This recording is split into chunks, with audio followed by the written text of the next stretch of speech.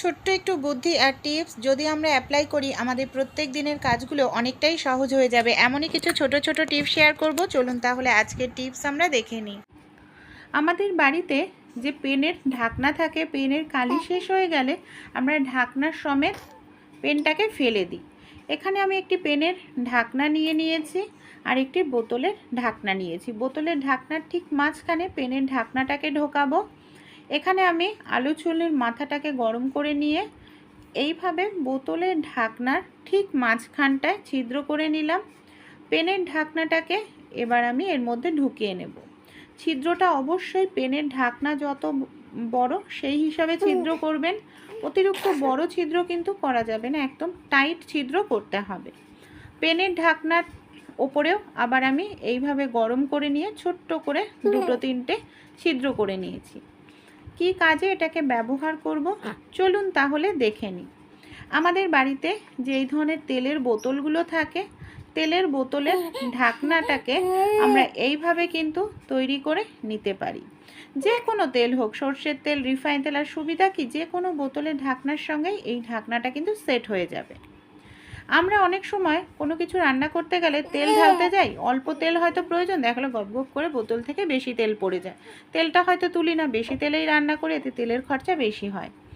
আমরা যদি বোতলের ঢাকনায় এইভাবে একটি পেনের ঢাকনা লাগিয়ে নিই, আমাদের যতটা তেল প্রয়োজন ততটাই পড়বে। এমনকি আমরা চাইলে একদম নামমাত্র তেলেও রান্না করে নিতে পারবো। এতে আমাদের অতিরিক্ত তেল পড়ার সম্ভাবনাও হবে না, আর অতিরিক্ত তেল আমাদের তরকারিতেও যাবে না, তেলের খরচ কম হবে।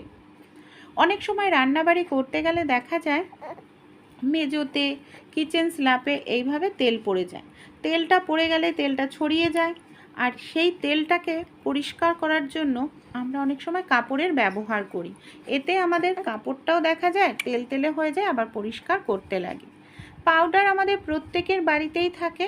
সামান্য পরিমাণ একটু তেলের ওপরে আপনারা পাউডার এইভাবে ছড়িয়ে দিন, কিছু সময় এবার আপনারা রেখে দিন।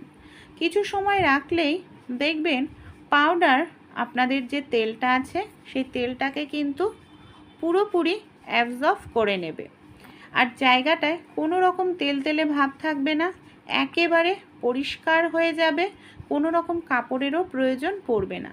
এইভাবে দেখুন আমি জায়গাটাকে ঘষে নিয়েছি, কতটা সুন্দরভাবে পরিষ্কার হয়েছে, কোনো রকম কিন্তু এখানে তেল তেলে ভাব নেই, আর আমাদের কোনো রকম কাপড়েরও কিন্তু প্রয়োজন পড়লো না। ভালো লাগলে টিপসটি অবশ্যই আপনারাও ট্রাই করে দেখবেন। আর আমার এই ভিডিওটি আপনারা কে কোথা থেকে করছেন অবশ্যই কমেন্ট করে জানাবেন, আপনাদের কমেন্ট আমি রিপ্লাই করব। এই ধরনের মাছ কিনে নিয়ে আসে, এই দেখুন মাছগুলো একেবারেই জ্যান্ত। বিশেষ করে এই ধরনের জ্যান্ত মাছ আর বিশেষ করে কাঁটাযুক্ত মাছ কাটতে গেলে আমাদের হাতের মধ্যে ট্যাংরা মাছ, কই মাছ, এই ধরনের মাছগুলো জ্যান্ত অবস্থায় কাটতে গেলে আমাদের হাতে কিন্তু কাঁটা ঢুকে যায় বা কাঁটা ঢুকিয়ে দেয়। তাই সহজভাবে কোনো রকম বটি ছুরি ছাড়াই কিভাবে কাটতে পারবো চলুন দেখে নিই। সবার প্রথমে একটি পাত্রের মধ্যে মাছগুলোকে নিয়ে নিয়েছি। মাছগুলোর মধ্যে নুন দিয়ে আমি ভালো করে নুনটাকে লাগিয়ে 10 মিনিট ঢেকে রেখেছিলাম। 10 মিনিট ঢেকে রাখলেই দুটো সুবিধা হবে, মাছের মধ্যে যে বিজল পদার্থ আছে সেটা যেরকম উঠে যাবে, জ্যান্ত মাছগুলো দেখবেন একেবারে নিস্তেজ হয়ে যাবে। এইভাবে নুন মাখিয়ে 10 মিনিট রেখে দিন। এবার আমি কই মাছের ক্ষেত্রে ওই টিপসটি অ্যাপ্লাই করবেন, খুব ভালো হবে, কাটতে সুবিধা হবে। দেখুন আমি এবার ভালো করে ধুয়ে নিয়েছি, এখনও কিন্তু দেখুন মাছটা জ্যান্ত রয়েছে মাছগুলো। এবার আমি এখানে একটি কাঁচি নিয়ে নিয়েছি। আমরা এইভাবে যদি কাঁচির সাহায্যে মাছের যে দুপাশের শক্ত কাঁটাটা থাকে সেটা কেটে নিতে পারি, মাছের ডানা কানকো লেজ কেটে নিতে পারি, খুব দ্রুত কিন্তু মাছ কাটা হয়ে যায়। এইভাবে ছুরি বটির কোনো প্রয়োজন পড়ে না, যে কোনো জায়গায় বসে দাঁড়িয়ে আপনারা মাছটা কেটে নিতে পারবেন। আর এইভাবে মাছ কাটলে দেখবেন ছুরি বটির থেকেও খুব দ্রুত আপনারা মাছটা কেটে নিতে পারবেন। আমাদের অনেকেরই পেট দিয়ে মাছের নোংরা বের করতে গেলে পেটটা অনেকটা ফাঁকা হয়ে যায়, দেখা যায় মাছের পেটে ডিম থাকলে সেই ডিমটা ভাজতে গেলে বের হয়ে যায়। তাই এইভাবে কানকোর দিক দিয়ে আপনারা মাছের পেটের নোংরাটা বের করবেন, তাহলে দেখবেন যেই সব মাছের পেটে ডিম রয়েছে সেই সব মাছের পেটের ডিমগুলো কোনোভাবেই মাছ ধুতে গেলে বা মাছ ভাজতে গেলে বের হয়ে যাবে না। আর যারা নতুন গৃহিণী এইভাবে মাছ কাটবেন ছুরি বটি ছাড়াই, দেখবেন খুব দ্রুত কাটতে পারবেন, হাত কেটে যাওয়ার কোনো রকম সম্ভাবনা থাকবে না। এই ধরনের যে মাছগুলো হয়, বিশেষ করে ট্যাংরা মাছ বা বোয়াল মাছ, এই মাছের গায়ে না একটা স্লিপারি পদার্থ থাকে আর কালো কালো থাকে, দেখতে অনেকেই ঘৃণা পায়। তাই একটি বোতলের ঢাকনা নিয়ে এইভাবে একটু কাচিয়ে নেবেন। ওপরে আঁশ থাকে না, কিন্তু কালো একটি যে অংশ থাকে, এইভাবে ঢাকনা দিয়ে একটু টেনে নিলেই সে কালো অংশটা খুব সহজেই উঠে যায়, মাছ একেবারে পরিষ্কার হয়ে যায়। ভালো লাগে। মশা মারার ধূপকাঠি কম বেশি আমরা প্রত্যেকেই ধরিয়ে থাকি। অনেক সময় দেখা যায় মশা মারার ধূপকাঠির ধরানোর যে স্ট্যান্ড বাড়িতে হয়তো থাকে না বা নষ্ট হয়ে গেছে। আমাদের প্রত্যেকের বাড়িতেই কিন্তু এই ধরনের নেল কাটার থাকে। পুরনো যদি নেল কাটার থাকে নিয়ে নিন, নেল কাটারের ভেতরের অংশটাকে বের করে নিয়ে এইভাবে দেখুন মশা মারার ধূপকাঠি রাখলে পুরোটা ধূপকাঠিই জ্বলবে। এমনকি কিছুটা জ্বলে নিভে যাওয়ার সম্ভাবনা থাকবে না, আগুন ধরানোর সম্ভাবনা থাকবে না। অনেক সময় দেখা যায় যে মশা মারার কয়েলগুলো ভেঙে যায়, সেক্ষেত্রে মশা মারার কয়েল রাখার স্ট্যান্ডে এটা দেওয়া যায় না। এইভাবে নেল কাটারে আপনারা কিন্তু খুব সহজেই ধরিয়ে রাখতে পারেন, এমনকি পুরোটাই জ্বলবে, ভালোভাবে জ্বলবে। ভালো লাগলে ট্রাই করে অবশ্যই দেখবে। আমরা অনেক সময় ফোনে নানা রকম মুভি, কার্টুন এই জাতীয় জিনিসগুলো কিন্তু দেখতেই থাকি, বাচ্চাদেরকে কার্টুন চালিয়ে দিই, কিন্তু ফোনটা হাতে নিয়ে দেখতে লাগে। আমাদের অনেকের বাড়িতেই ফোনের স্ট্যান্ড থাকে না, আর ফোন বেশি হাতে নিয়ে দেখাও ভালো না, চোখের জন্য ক্ষতিকর। তাই আমাদের বাড়িতে এই ধরনের যে চুলের ক্লিপ থাকে কিংবা জামা কাপড়ের ক্লিপ থাকে, ফোনের দুপাশে এইভাবে আপনারা ক্লিপ লাগিয়ে নিন, ফোনটাকে যে কোনো জায়গায় খুব সহজে স্ট্যান্ড করতে পারবেন। এমনকি ফোনটা আপনাদের পড়ে যাওয়ারও সম্ভাবনা থাকবে না। এই দেখুন কত সুন্দরভাবে। আমাদের বাড়িতে কেউ না কেউ একজন হয়তো চশমা পরেই থাকেন, কিন্তু অনেক সময় কি হয়, চশমা পরে যখন আমরা বাইরে বের হই ধুলো ময়লা লাগে চশমাটা, এমনকি চশমার মধ্যে নানা রকম দাগ ছোপ হয়ে যায়, চশমার কাঁচটা ধীরে ধীরে নষ্ট হয়ে যায়। এরকম সমস্যা আমাদের অনেকের বাড়িতেই হয়, চশমার কাঁচ পাল্টাতে লাগে। তাই আমরা মাঝে মাঝে যদি সামান্য পরিমাণে একটু ভ্যাসলিন, বেশি নয়, দেখুন সামান্য পরিমাণে একটু ভ্যাসলিন নিয়ে চশমার ওপরে এইভাবে ভেতরের দিকে আঙুলের সাহায্যে এইভাবে আলতো করে ডলে নিই। এখানে কিন্তু কোনো রকম জোরে নয়, আঙুলের সাহায্যে আলতো করে এইভাবে একটু ডলতে হবে। তাহলে কি হবে, আমাদের যে চশমাটার মধ্যে ধুলো ময়লা নোংরা জমে, এমনকি চশমার কাঁচ চশমাটা আবছা হয়ে যায়, সেই চশমাটাও পরিষ্কার হয়ে যাবে। এখানে আমি একটি নরম সুতির কাপড় দিয়ে মুছে নিচ্ছি, কোনো সুতির কাপড় বা পরিষ্কার কোনো গেঞ্জির কাপড় দিয়ে মুছে নিলে এই দেখুন আমাদের চশমাটা কতটা সুন্দর পরিষ্কার হয়ে গেল।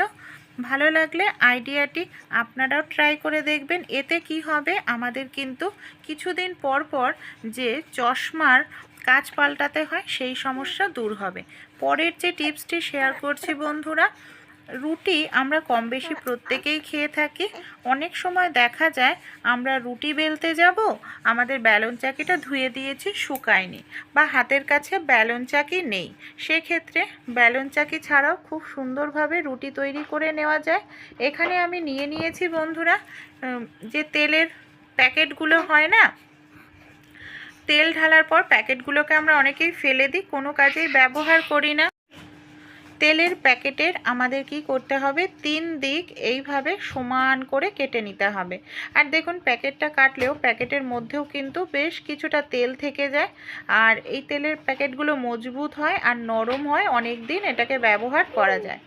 এবার আমরা রুটি বা লুচি যাই করি না কেন এইভাবে নিয়ে নিলাম। আপনারা যদি চান আটা ছাড়াও কিন্তু খুব সুন্দরভাবে বেলে নিতে পারেন। এখানে আমি ওপর থেকে আরও একটি প্যাকেট নিয়েছি। এবার কি করব, ছোট্ট একটি থালা নিয়ে এইভাবে একটু চাপ দিয়ে গোল গোল ঘোরাতে থাকবো। তাহলেই কিন্তু খুব সুন্দরভাবে দেখুন রুটিটা কত বড় হয়ে যাচ্ছে। আর যারা আটা ছাড়া, অনেক সময় শুকনো আটা দিয়ে রুটি বেললে না সেই রুটি খেলে গ্যাস অম্বল হয়, তাই এইভাবে আপনারা আটা দেওয়া ছাড়াই খুব সুন্দরভাবে কিন্তু রুটি বেলে নিতে পারেন, যে একদম পারফেক্ট রুটি হবে বেলন চাকি ছাড়াই। এই দেখুন কত সুন্দরভাবে এখানে আমি রুটি বেলে নিলাম। হয়তো পারফেক্ট গোল হয়নি, তা এমার্জেন্সির সময় এই আইডিয়াটি কিন্তু আমাদের কাজে লাগতে পারে। তাই ভালো লাগলে অবশ্যই আপনারাও কিন্তু একবার ট্রাই করে দেখতে। অনেক সময় দেখা যায় আমরা মশলা করতে যাব, আমাদের কারেন্ট থাকে না, তখনই সমস্যার মধ্যে পড়তে হয়। মিক্সার মেশিনে আমরা মশলা করতে পারি না, বা অনেকের বাড়িতে শিলনোড়া হামালদিস্তা থাকে না। কোনো রকম হামালদিস্তা, শিলনোড়া, মিক্সার মেশিন ছাড়াই মশলা করে নিতে পারি। আমাদের বাড়িতে যে এই ধরনের কন্টেনার থাকে, একটি কন্টেনার নিয়ে নিয়েছি আমি। এখানে একটি বেলন নিয়ে নিয়েছি, বেলন দিয়ে হালকা করে ধীরে ধীরে এইভাবে বাড়ি দিতে থাকবো। এখানে আমি নিয়ে নিয়েছি টমেটো, কাঁচা লঙ্কা, পেঁয়াজ, আদা, রসুন। এই ধরনের মশলাগুলো খুব সহজেই আমরা করে নিতে পারি। এইভাবে দেখুন একটু সময় লেগেছে আমার এই মশলাটা করতে, মিনিমাম 3 থেকে 4 মিনিট লেগে গেছে। আর এইভাবে আপনারাও খুব সহজেই কিন্তু মশলা করে নিতে পারবেন এমার্জেন্সি ছাড়াই। কোনো রকম আপনাদের মিক্সার মেশিন, শিলনোড়া, হামালদিস্তার প্রয়োজন পড়বে না। ভালো লাগলে টিপসটি অবশ্যই আপনারাও এমার্জেন্সির সময় কিন্তু ট্রাই করে দেখতে পারেন। আপনাদের বন্ধু বান্ধবদের সঙ্গেও ছোট্ট এই টিপসটি শেয়ার করতে ভুলবেন না। আমাদের বাড়িতে যে এই ধরনের প্রেশার, আমাদের যে চাবির রিং ব্যবহার করি না, অনেক সময় কি হয় আমরা চাবির রিংয়ের মধ্যে নতুন কোনো চাবি ঢোকাতে চাই, কিন্তু সমস্যাটা কি হয়, চাবির রিং ভীষণ টাইট থাকে আর নতুন চাবি ঢোকাতে গেলে আমাদের টানাটানি করতে লাগে, অনেক সময় নখ ব্যথাও হয়ে যায়, কেটেও যায়। তাই নতুন যদি কোনো চাবির রিংয়ের মধ্যে চাবি ঢোকাতেই লাগে, আমাদের প্রত্যেকের বাড়িতে এই ধরনের দেখুন সেফটি পিন থাকে। একটি সেফটি পিন নিয়ে নিয়েছি আমি, বড় একটি সেফটি পিন। সেফটি পিন যেহেতু একদম সরু হয়, তাই সেফটি পিন যে কোনো জায়গায় সহজেই ঢুকে যাবে। সেফটি পিনটাকে চাবির রিংয়ের মধ্যে ঢুকে এইভাবে আটকে দিলেই দেখবেন খুব সহজেই চাবির রিংটা এইভাবে আপনারা ফাঁকা করে নিতে পারবেন। তারপর নতুন চাবি আপনারা সহজেই চাবির রিংয়ের মধ্যে ঢোকাতে পারবেন কিংবা খুলতে পারবেন। চাবিটা ঢুকিয়ে নিয়ে সেফটি পিনটাকে আমি খুলে নিচ্ছি। এইভাবে যদি রিংয়ের মধ্যে আপনারা চাবি ঢোকান, কোনো রকম আপনাদের হাত মানে নখ ব্যথা করবে না, আর চাবির রিংয়ের মধ্যে খুব সহজেই আপনাদের চাবিটাও ঢোকানো হয়ে যাবে। ভালো লাগলে টিপসটি অবশ্যই ট্রাই করে আপনারা